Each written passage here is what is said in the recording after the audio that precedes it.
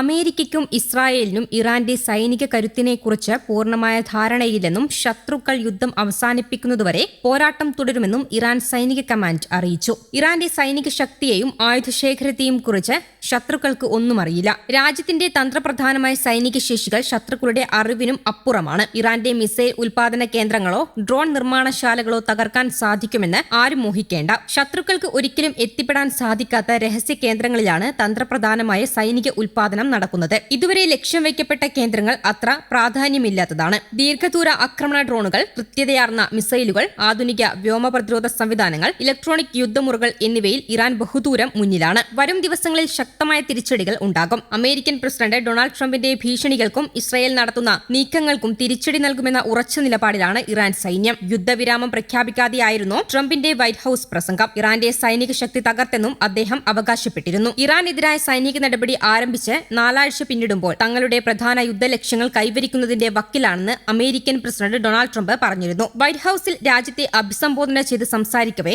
Operation EPIC fury വഴി America നിർണായക വിജയങ്ങൾ നേടിയെന്ന് അദ്ദേഹം അവകാശപ്പെട്ടു. ഇറാന്റെ നാവികസേന പൂർണ്ണമായും ഇല്ലാതാക്കപ്പെട്ടു എന്നും വ്യോമസേന തകർന്നടിഞ്ഞ നിലയിലാണെന്നും ട്രംപ് വ്യക്തമാക്കി. സൈനിക ദൌത്യം ഉടൻ തന്നെ പൂർത്തിയാകുമെന്ന സൂചനയും അദ്ദേഹം നൽകി. ഇറാന്റെ സൈനിക ശേഷിയെ പാടെ തകർത്തുവെന്നാണ് ട്രംപിന്റെ പ്രധാന അവകാശവാദം. റവല്യൂഷണറി ഗാർഡ് കോർപ്പിന്റെ കമാൻഡ് ഘടന തകർക്കുകയും മിസൈൽ ഡ്രോൺ വിക്ഷേപണ സംവിധാനങ്ങൾ നശിപ്പിക്കുകയും ചെയ്തിട്ടുണ്ട്. കൂടാതെ ഇറാന്റെ തന്ത്രപ്രധാനമായ ആണവ കേന്ദ്രങ്ങളും ആയുധ നിർമ്മാണശാലകളും അമേരിക്കൻ സൈന്യം തകർത്തിട്ടുണ്ട്. ഭീകരവാദത്തിന്റെ പ്രധാന സ്പോൺസറായ ഇറാനെതിരെ തന്ത്രപ്രധാനമായ നീക്കങ്ങളാണ് വൈറ്റ് ഹൌസ് നടപ്പിലാക്കുന്നതെന്നും ട്രംപ് കൂട്ടിച്ചേർത്തു. ശത്രുപക്ഷത്തെ നേതൃനിരയെ തന്നെ അമേരിക്കൻ സൈന്യം ലക്ഷ്യം വെച്ചിരിക്കുകയാണ്. ഇറാന്റെ ഭരണ സൈനിക നേതൃത്വത്തിലെ ഭൂരിഭാഗം പേരെയും വധിക്കാൻ സൈന്യത്തിന് സാധിച്ചുവെന്ന് ട്രംപ് വെളിപ്പെടുത്തി.